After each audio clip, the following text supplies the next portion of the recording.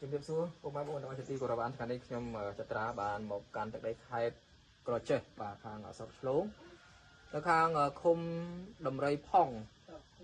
បាទខាងភូមិដង្ហិតបាទដង្ហិតមកជួបបាទបងប្រុសបងស្រីដែលគាត់មានជីវភាពលំបាកហើយគាត់ជួបនៅបទហេតុគ្រោះថ្នាក់ចរាចរណ៍នៅពេលដែល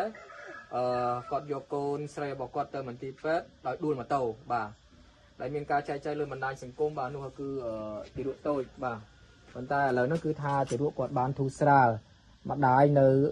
អត់ទាន់បានធូរស្រាលទេនៅចេះនៅអីឡើយទេបាទហ្នឹងហើយអញ្ចឹងថ្ងៃនេះខ្ញុំបានមកជួបគាត់ស្កាត់មកជួបគាត់បាទនៅទីនេះបាទហើយនៅវេលាម៉ោង10ហើយឥឡូវថាខ្វះ5នាទីទេម៉ោង10អញ្ចឹងខ្ញុំបានពំនាំជាជំនួយបាទបងប្អូនដែលចូលរួមជាមួយខ្ញុំបាទមានជាអង្គទឹកផ្លែឈើមីទឹកត្រីទឹកស៊ីអ៊ីវត្រីខនំ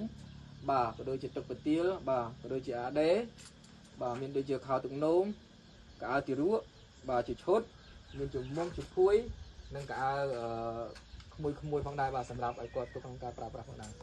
ហើយយើងពិតជាអរគុណសម្រាប់បងប្អូនដែលបានចូលរួមជាមួយខ្ញុំបាទទីមួយនោះក៏សូមអរគុណទៅដល់បងបាទបងប្រុសបាទលីពីឈွမ်းដែលគាត់បានចូលរួមជាមួយនឹងខ្ញុំហើយអរគុណទៅដល់បងរិទ្ធថាវីអរគុណបងរ៉ាគីអរគុណបងបាទអូនជីជាអរគុណដល់បងស្រីបាទហាងមួយ Beauty Salon អរគុណដល់បងលីឈីងអរគុណបងបាទសុងមិញហងអរគុណបងប៊ុនណូនិងអរគុណបងស្រីអូនសុកដែលបានចូលរួមជួយជាមួយនឹងខ្ញុំទោះបីថាវិការទីច្រើនយើងចូលរួមចំណែកក្នុងការដែលចាត់ចែងជួយទៅដល់ពួកគាត់ផងដែរអញ្ចឹងជុំមកឲ្យគ្រួសារតើបងប្រុសមានពាក្យពេចន៍អីដើម្បីថ្លែងអំណរគុណទៅដល់បាទបងដែលបានចូលរួមជួយទៅអរគុណគាត់តិចទៅយ៉ាងម៉េចគឺសម្ដីដែលបានជួយណយដល់ខ្ញុំអរគុណគាត់តិចទៅបងបានទេសរាចរនេះថាងាត់ណាបាទថាដល់បងឲ្យបងស្រីនឹងតើបងស្រីតើអរគុណគាត់តិចទៅជូនពរដល់បងទាំងអស់គ្នាដែលបានជួយណយដល់ខ្ញុំក្រពិបាកបាទខ្ញុំ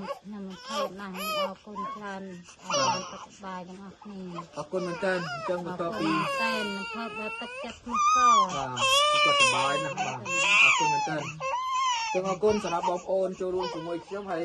បន្ទាប់ពីយើងចាត់ចែងហើយយើងសោះថវិកានេះគឺយើងទុកនឹងគាត់តាមឲ្យគាត់ប្រើប្រាស់ទោះបីជាមិនច្រើនប៉ុន្តែជាលក្ខណៈរួមចំណែកក្នុងគាត់ដែលឲ្យគាត់នឹងប្រើប្រាស់ចាយវាយបាទក្នុងការដែលគាត់ទៅពេទ្យបន្តទៀតផងដែរ